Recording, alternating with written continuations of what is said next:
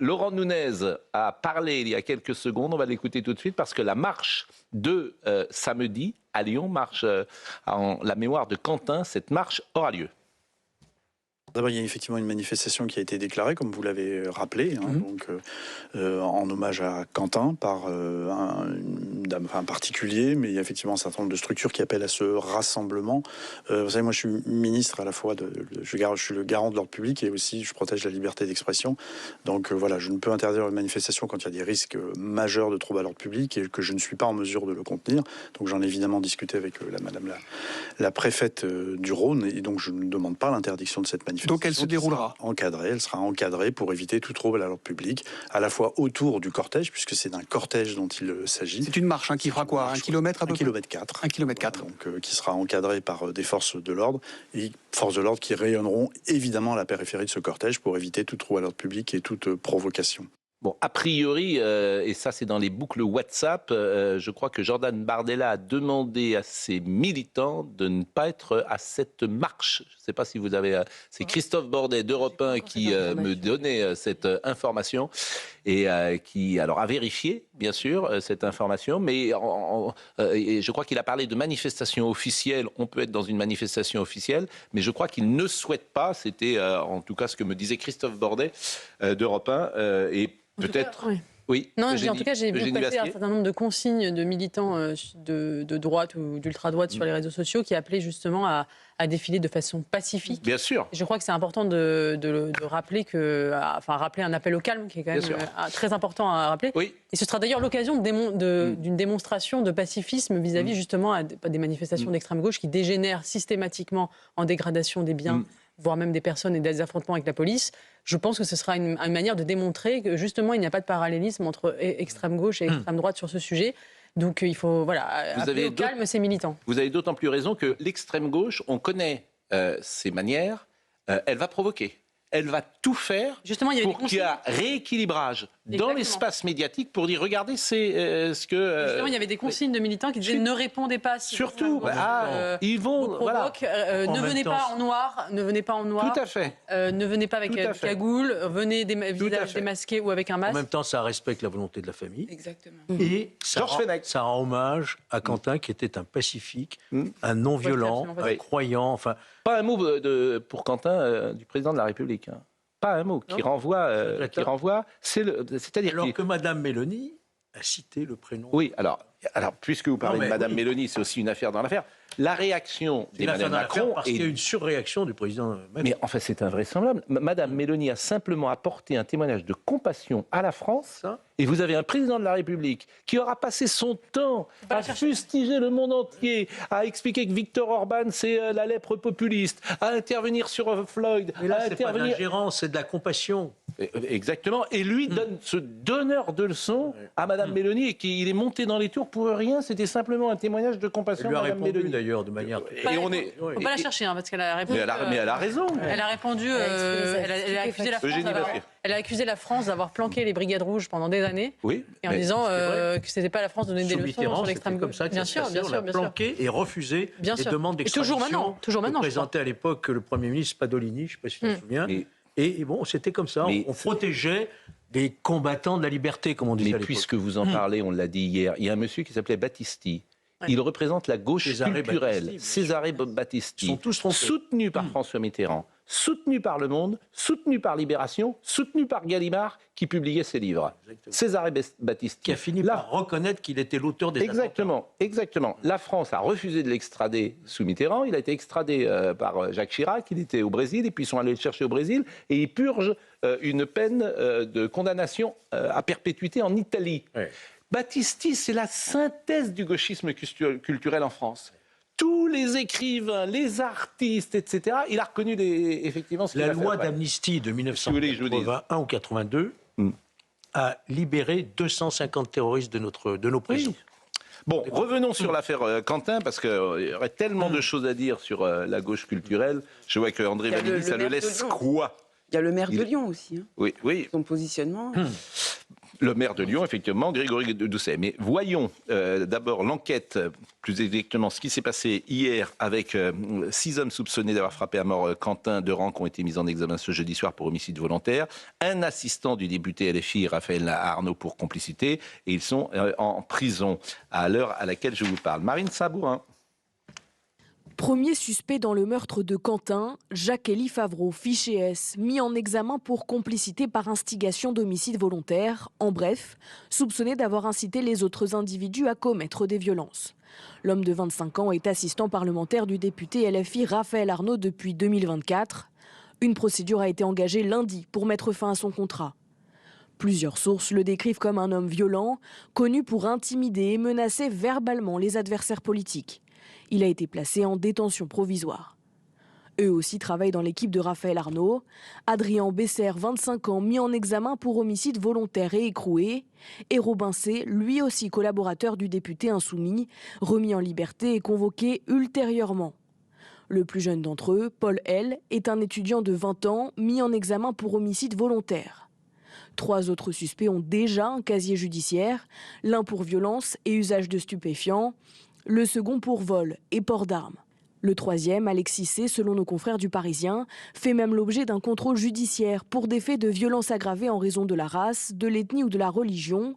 Il aurait pris à partie et forcé à scander « Vive la Palestine » à un adolescent qui appartiendrait à la Ligue de défense juive. Et par rapport à ce que je vous disais il y a une seconde, Christophe Carré d'Europe 1 me fait passer cette dépêche de l'AFP datée de 9h07, je crois. Jordan Bardella recommande de ne pas se rendre au rassemblement d'hommage. Lettre au cadre du RN.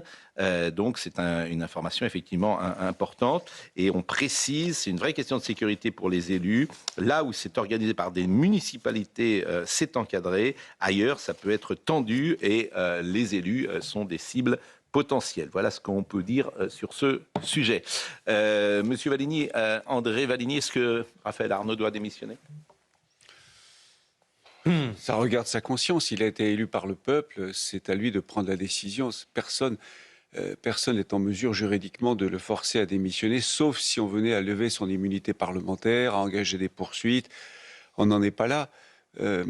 Alors, je vais poser la question différemment. Est-ce que le mouvement doit lui demander de démissionner ? Est-ce que le chef doit lui demander de démissionner ? Attendons de savoir ce que va dire l'enquête, parce que l'enquête est en cours. Il faut savoir si le député Arnaud a donné des consignes, savait ce qui allait se passer, si ses assistants étaient là-bas sur ordre ou en mission, parce que les assistants parlementaires, ils sont soit à Paris à l'Assemblée nationale, soit dans la circonscription, en l'espèce le Vaucluse. Là, ils étaient à Lyon. Est-ce que le député le savait ? Est-ce que des SMS ont montré qu'il était au courant ? Le député le savait. Comment ? Le député le savait. J'imagine qu'il savait où était son assistant parlementaire. Ou s'il ne le sait pas, c'est une faute. Dans les deux cas, il doit démissionner. Et rappelons que c'est lui qui a créé la jeune garde. Est-ce que c'est le mouvement qui doit lui demander ? Moi, je vous pose la question. Est-ce que le mouvement doit dire, voilà, tu te mets en retrait ? Il pourrait se mettre en retrait du groupe, parce qu'il fait partie du groupe des Insoumis à l'Assemblée nationale. Il pourrait effectivement se mettre en retrait. Écoutons le procureur Dran hier, qui est intéressant d'ailleurs à écouter, parce qu'il parle court, il parle clair, il est assez incisif, et on sent que... derrière chaque mot, il y a une action judiciaire qui est en place. Et il a dit une phrase qui a été, hier, que nous avons décryptée. Il a dit avant, pendant et après, on va enquêter. Ce avant, pendant et après. Ça revient à ce que je disais. Et c'est l'association, effectivement, de malfaiteurs, sans doute, qui est visée dans cette phrase. Écoutez le procureur Dran. Je ne peux pas vous résumer les faits aujourd'hui, ce n'est pas possible. Donc je vous ai dit lundi les faits tels qu'ils nous apparaissaient. Là, je ne peux pas rentrer dans des détails de cet ordre. De toute façon, si on ouvre une information judiciaire, c'est justement pour comprendre tout ce qui s'est passé bien avant, pendant et même après. Est-ce que vous attendez d'autres interpellations dans cette affaire ? Je ne sais pas que j'attends d'autres interpellations, mais je vous ai dit tout à l'heure qu'on n'avait pas identifié l'ensemble des personnes présentes et même l'ensemble des personnes ayant porté des coups à Quentin Duranc. Avant, pendant, après, ça veut dire effectivement ce que vous disiez. S'il y a, si on voit qu'il y a eu des échanges, des coups de fil, des SMS. Mais il dit aussi. Rachel Kahn. Il dit pas simplement avant, pendant, après. Il dit bien avant. Donc ça veut dire qu'il y a les coupables, mais il y a aussi les responsables. Cette question des meetings dans des universités, qu'est-ce que c'est ? L'appel au soulèvement, l'appel à l'intifada, qu'est-ce que c'est ? On voit qu'il y a un des retenus là qui a été condamné pour violence aggravée en raison de la race. Qu'est-ce que c'est ? Quelle incidence d'un point de vue idéologique ? logique. On dit très souvent, après le samedi, le dimanche, on est à Lyon. Et moi, ça me fait vraiment penser à ce que disait Gérard Collomb. On était côte à côte, nous sommes aujourd'hui face à face. Gérard Collomb qui a été quand même cité comme un des responsables de la violence à Lyon dans un éditorial du Monde il y a 2 jours, alors qu'il est mort il y a 2 ans, qu'il n'est plus maire de Lyon depuis 6 ans, et Le Monde l'a cité, qui s'est fait agresser lui-même par les Antifas quand il était maire et ministre de l'Intérieur. Et il est cité comme un des responsables de la violence à Lyon. J'ai trouvé cet éditorial du Monde absolument aberrant et indécent. Non, mais plus que ça. Immonde, ignoble. Ignoble. Ce qu'a écrit Le Monde est ignoble. Je ne peux pas vous dire autre chose, c'est ignoble. Je veux dire, c'est l'avantage de taper sur quelqu'un qui n'est même plus là pour se défendre. Mais depuis 6 ans qu'il n'est plus à Lyon. Le maire Grégory Doucet qui n'est pas foutu de mettre des caméras de surveillance dans sa ville. Enfin, je veux dire, c'est juste lunaire. Maï-Hélène Trémollet. Moi, je voudrais ajouter 2 choses sur cette affaire. Déjà, ça me paraît bien heureux. Heureusement qu'il peut y avoir une marche blanche après un drame encore aujourd'hui dans notre pays. Ce sont des marches qui sont pacifiques. Là, il y a encore plus de consignes qui ont été données, mais ça me paraît complètement normal. Et la deuxième chose, c'est que sur les appels à la démission ou non de Raphaël Arnaud, il y a une très grande partie de la classe politique qui la demande déjà, cette démission de Raphaël Arnaud, y compris au sein de la gauche. Pour Marine Tondelier, par exemple, la patronne des écologistes, Raphaël Arnaud aurait déjà dû démissionner. Bon, je peux comprendre la position de Jordan Bardella, qui marche sur des œufs. Ah oui, Elle n'est pas très courageuse. Non, elle n'est pas très... Franchement, elle n'est pas très courageuse. Non, elle est respectueuse, moi, je dirais. Pourquoi vous dites ça, elle n'est pas courageuse? Elle n'est pas très courageuse. C'est-à-dire que... D'empêcher les cadres du RN d'y aller. Oui, elle n'est pas très courageuse, c'est tout. C'est ne pas tu prendre assumes le risque. Oui, si on prend zéro risque. Oui, attendez. C'est responsable, cette décision. Oui, j'entends bien, mais tu veux être président de la République. Si tu veux être président de la République et que tu commences à dire que tu ne veux pas aller prendre des risques ou parce que tu n'es pas courageux... Bon, après, c'est une position que je la comprends. Il veut pas. En fait, je la comprends, mais Voilà. elle traduit quelque chose. Elle traduit effectivement une peur qui peut exister par un débordement, d'être mêlé, pourquoi pas, à quelque chose. Donc, mais à ça force détournerait une marche blanche oui. de son sens. Eugénie mais à force Bastier. d'être dans une perspective de dédiabolisation qui Oui. se conçoit totalement et de vouloir être dans une institutionnalisation, le risque, c'est aussi de laisser une partie de la jeunesse qui est tentée par des voies plus radicales de se radicaliser encore plus parce que justement le RN les méprise, ces jeunes qui vont défiler dans la rue, qui sont effectivement très à droite. Si le RN n'est pas là pour les récupérer dans son mouvement et donc leur offrir un débouché politique institutionnel, le risque c'est la violence justement. Et donc Emmanuel Macron, le RN a une responsabilité. Je le disais, toute la Macronie avait été extrêmement claire. Emmanuel Macron a été clair aussi à sa manière. C'est la stratégie du nini. Donc c'est quand même extraordinaire. Vous avez un mort. Et il parle de l'extrême droite. C'est sidérant quand même, le président de la République. Je vous assure, c'est sidérant. L'extrême droite qui, effectivement, dans ce dossier, n'est pas mêlée. Bon, eh bien, écoutez ce qu'a dit le président de la République en Inde. Rien ne saurait justifier, ni chez les uns, ni chez les autres, et ni même dans un face-à-face qui est mortifère pour la République, rien ne saurait justifier l'action violente. Rien. Et donc à chaque fois qu'il y a des gens qui vous expliquent qu'ils ont mis en place des milices pour faire de l'autoprotection, qu'il y a telle ou telle chose parce qu'il y aurait de l'autre côté un discours de violence et qu'ils la légitiment, ils ne commettent pas simplement une faute politique, ils commettent une faute morale et ils créent les conditions de ce qui arrive. Donc tout le monde, partout, doit faire en effet le ménage. En République, il n'y a pas de place pour les mouvements qui adoptent la violence, qui légitiment la violence. Parce que la démocratie repose sur le respect et la paix. André, en fait, c'est sidérant ce que dit le président de la République. Parce que, je le répète, il n'y a pas de groupuscule d'extrême droite soutenu par une formation politique importante en France. Ça n'existe pas, sauf si vous me prouvez le contraire. Et de l'autre côté, vous avez la jeune garde qui était aux universités d'été de la France Insoumise, alors qu'elle était d'ailleurs dissoute. C'est ce que nous a appris nos amis de Quotidien. Nos amis de Quotidien. Donc, enfin, ce n'est pas... On ne peut pas faire la symétrie aujourd'hui parce qu'elle n'existe pas, elle n'est plus valable. Donc c'est un logiciel qui a pu exister avant, mais qui n'existe plus aujourd'hui. Ou alors on dit n'importe quoi.